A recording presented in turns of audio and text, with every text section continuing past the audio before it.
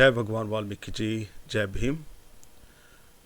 साथियों, जैसे कि मैंने आपको पहले भी बताया है कि भगवान वाल्मीकि जी के बारे में बहुत सारी झूठी कहानियाँ इतिहास में गढ़ी गई हैं और वो ऐसे बनाई गई है कि कुछ लोग तो उसे सच ही समझते हैं कि ये हो सकता है, लेकिन उनके पीछे के तथ्य को वो बिल्कुल नहीं देखना चाहते, क्योंकि वो उनके द्वारा लिखी गई है जो भगवान वाल्मीकि जी की छवि को शुरू से ही खराब करना चाहते थे, नागवंशियों की छवि को शुरू से ही खराब करना चाहते थे। वो उनके द्वारा ही लिखी गई ये कहानियाँ हैं, आधुनिक युग में भी चल रही है।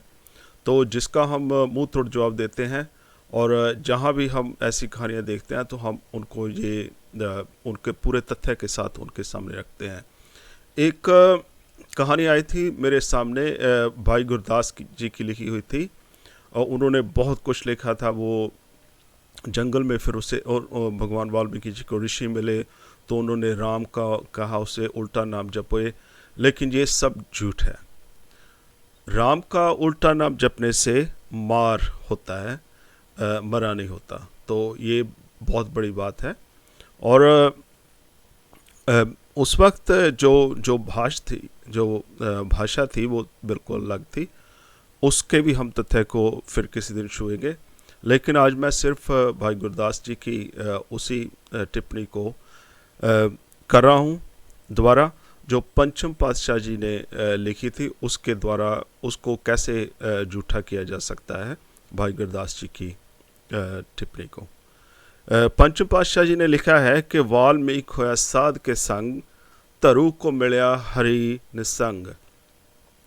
वहाँ उन्होंने साफ साफ कहा है कि भगवान वाल्मीकि जी वो वहाँ हो गया थे, वहाँ उनका संग हो गया था कि जैसे धरु को भगवान मिल गया था। तो ये बहुत बहुत बड़ी बात है कि वो ऐसे ब्रह्मांड को मिल गए थे।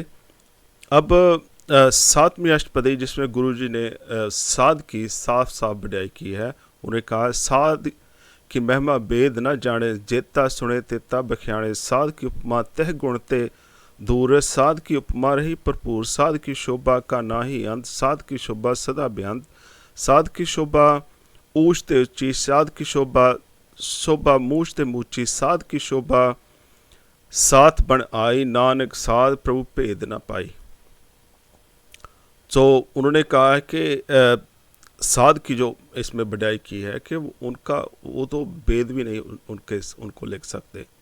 जैसे बहुत कुछ उन्होंने साध की समानता सिर्फ प्रभु के साथ ही की जाती है। जैसे उन्होंने पहले भगवान वाल्मीकि जी को साध कहा है, तो साध को सदा बेअंत ही कहा जा सकता है। साध की शोभा और सभी शोभा से ऊपर है। साध की शोभा सिर्फ साध ही कर सकता है।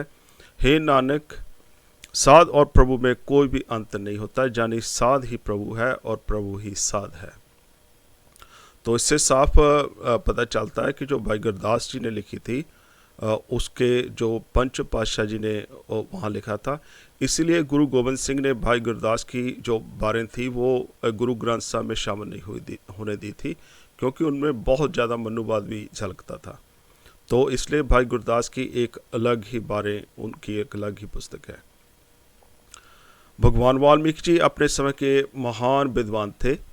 आप सभी को पता है, परमात्मा का सिमरन करने वाले थे, भजन कीर्तन करने वाले थे, साहित्यकार थे, महान लिखारी थे, धर्म की मूर्त थे।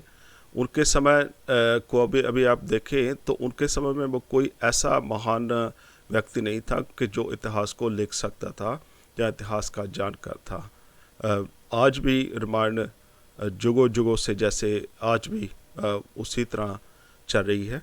उसमें बहुत फेरबदल जरूर किया गया है, लेकिन जो शुरुआत है रामायण की वो भगवान वाल्मीकि जी के द्वारा ही की गई है। तो इससे आप अंदाज़ा लगा सकते हैं कि कोई भी कहे कि हमारे ये अवतरण हुए, लेकिन जिनको जो ज्ञान का भंडार थे वो भगवान वाल्मीकि जी से उस समय, तो उन्होंने ये सब कुछ लिखा था।